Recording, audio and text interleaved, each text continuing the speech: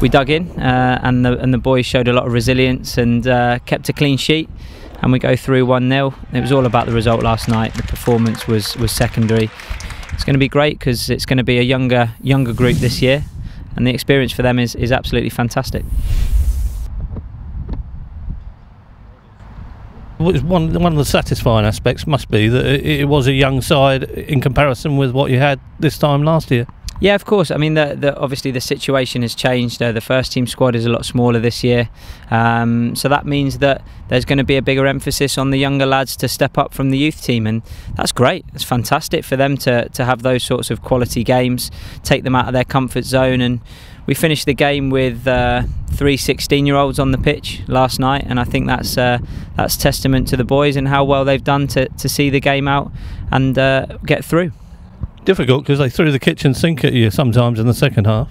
Yeah, we knew what Southend were about. We'd watched a couple of games of them before and obviously played them at this stage last year, and they're a proper functioning under-21 group, so we knew that they were going to be a team, a proper team that were together and trained together all the time. And that's always a challenge when you're putting a team together for a game, when you're coming up against a group that's been together for some time. So we knew that it was going to be difficult, and in some cases we were giving away a number of years, certainly 2 or 3 in most cases.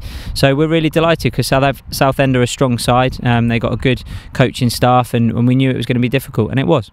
Amongst all that youth, it's comforting to have someone like Connor Chaplin there, even though we forget he's still quite young, but he was there to do what he does so well. Yeah, I mean, listen, Connor's still a young player, and because he's been in and around the first team for a long period of time, people do forget that. But he got a goal, and that's what he does. He's always liable to nick you a goal, and if you can nick a goal and keep a clean sheet, then you'll win football matches. It's as simple as that. So yeah, it was pleased with Connor's contribution last night, and that's what he needed. He needed some game time, as did Nathan Thompson coming back from an injury, and I thought he was excellent. His leadership skills and what he brought to the table for the younger lads, helping them with his voice and organising, was brilliant. You might have wilted sometimes, especially in that second half, but you kept strong. Yeah, the boys stuck with it. Like I say, it was always going to be a challenge. When Tomo came off, there was no natural leader on the pitch, so to speak, and Joe Dandy's coming on as a 16-year-old, a first-year youth team player, and I thought he stepped up to the plate magnificently. And like I say, it was a real team performance from a group that were sort of thrown together, and that's what we want. Any 11 that we asked to pull on the Portsmouth shirt, we know what the values of this football club are: hard work, competitiveness. That's what we want to see, and we saw that in abundance, and unfortunately the lads got the result. And it is testament to the youth system as a whole. Yeah, of course, we like to think that we've got strong players coming through in the academy, and you've only got to look at the sorts of teams that we were putting out last year, which contained the likes of Adam May, Ben Close, Brandon Hunstrup, Jack Watmore, Connor Chaplin obviously at times as well, and now those lads are affecting the first team, that's what it's all about for us. We want to get players through to Kenny's first team, and we want to continue that production line, and it's always a challenge. We're always looking to improve and evolve it, and like I say, these games in the Premier League Cup give them that platform, and that challenge takes them out of their comfort zone, and hopefully can push them on further. This time last year we began talking about this competition in August. We were still going in April. Can we hit that record again? We'll have to see, Johnny. I mean, it's going to be a challenge. Like I say, it's a tough group. Everton, Leicester and Barnsley.